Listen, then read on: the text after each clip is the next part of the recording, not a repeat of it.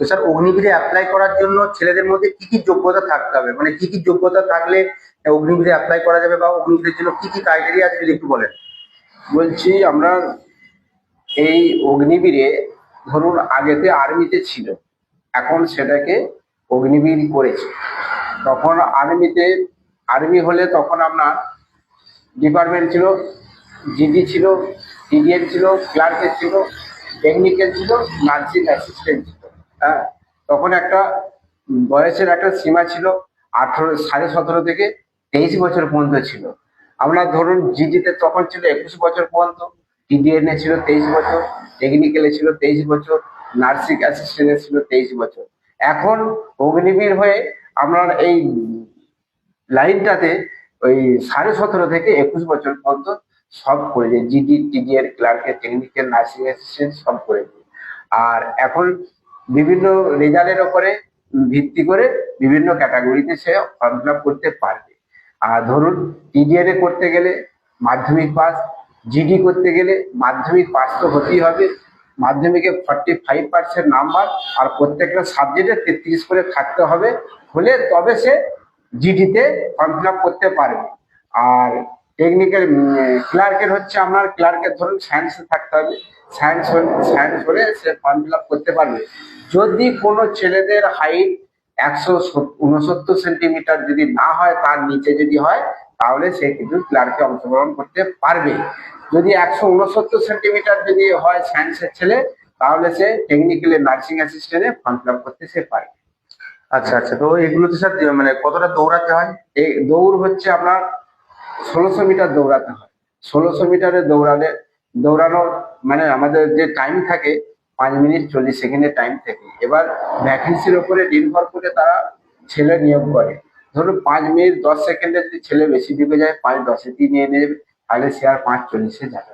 আচ্ছা, এইভাবে ছেলে নিয়োগ করে। আচ্ছা আচ্ছা, প্রথমে কি মাঠ হয় তারপরে পরীক্ষা, নাকি প্রথম পরীক্ষা তারপর মাঠ? না, আগেতে প্রথমে মাঠ ছিল, মাঠ হয়ে যাবার পর মেজারমেন্ট, প্রথমে মেজারমেন্ট ছিল, তারপরে মাঠ ছিল, তারপরে মেডিকেল হতো, তারপরে পরীক্ষা হতো। এখন অগ্নিবীর হয়ে আমরা প্রথমে হয়ে গেছে পরীক্ষা, এক্সাম, প্রথমে এক্সাম, তারপরে সেই রেজাল্ট বেরোলে, মেরিট লিস্ট হলে তারপরে হবে মাঠ, মেজারমেন্ট হবে, মেজারমেন্ট হয়ে যাওয়ার পর মাঠ হবে, মাঠ হয়ে যাওয়ার পর তারপরে মেরিট লিস্ট বেরোবে।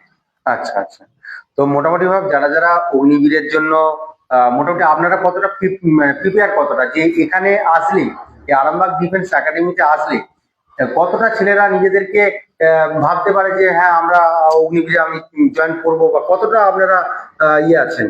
ধরুন আমি এই লাইনটাতে আছি প্রায় 20-22 বছর আছি। আমার কাছ থেকে যেসব ছেলেরা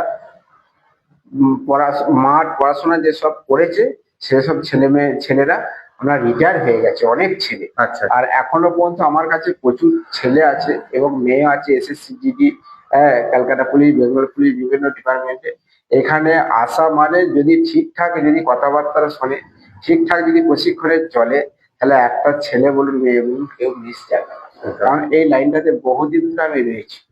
আচ্ছা আচ্ছা আচ্ছা, তো মোটামুটি ভাবে সবাইকে একটা ভরসা দিতে পারেন যদি আপনার কথা শুনে চলে, তারা কথা শুনে চলে, একদম মানে কি বলবো, আচ্ছা তারা চাকরি তারা নেবে, একদম চাকরি হবেই একদম। আচ্ছা, তাদেরকে সেই চিন্তা ভাবনা তাদের মধ্যে থাকতে হবে, সেই চেষ্টাটা থাকতে হবে তাদের মধ্যে, তাই তো? হ্যাঁ। আচ্ছা, তো মোটামুটি ভাব তো তোমরা যারা অগ্নিবীরের জন্য আছো, অপেক্ষা করে আছো, যারা অগ্নিবীরে জয়েন করতে চাও, তোমরা যদি ভর্তি হওয়াটা বড় কথা নয়, তোমরা যদি অগ্নিবীর বা যে কোনো ডিফেন্সের যে কোনো বিষয় যদি জানতে চাও, কোনটা কি যোগ্যতা লাগে বা কত বয়স কি কি লাগে, সেই সব বিষয় যদি জানতে চাও, তাহলে আরামবাগ ডিফেন্স একাডেমির সাথে দেওয়া ফোন নাম্বারে যোগাযোগ করতে পারো। ভর্তি হতে হবে এমনটা কোনো ব্যাপার নেই, তোমরা চাইলে দেখতে পারো। স্যার কি বলছেন? হ্যাঁ, যে এখানে যে ভর্তি হতে হবে যে তারই কোনো মানে নাই, এখানে এসে যোগাযোগ করে দেখো আগে সিস্টেমটা কি, এখান থেকে ছেলে মেয়েদের চাকরি হয়েছে কি না, যদি হয়ে থাকে জানতে পারবে সবকিছু, তারপরে তুমি অ্যাডমিশন হবে। আচ্ছা আচ্ছা আচ্ছা, আর এখানে চেষ্টা করাই যতটা কম খরচই করানোর চেষ্টা করো। খুব কম খরচে, মানে এখানে খরচা নেই বললেই চলে।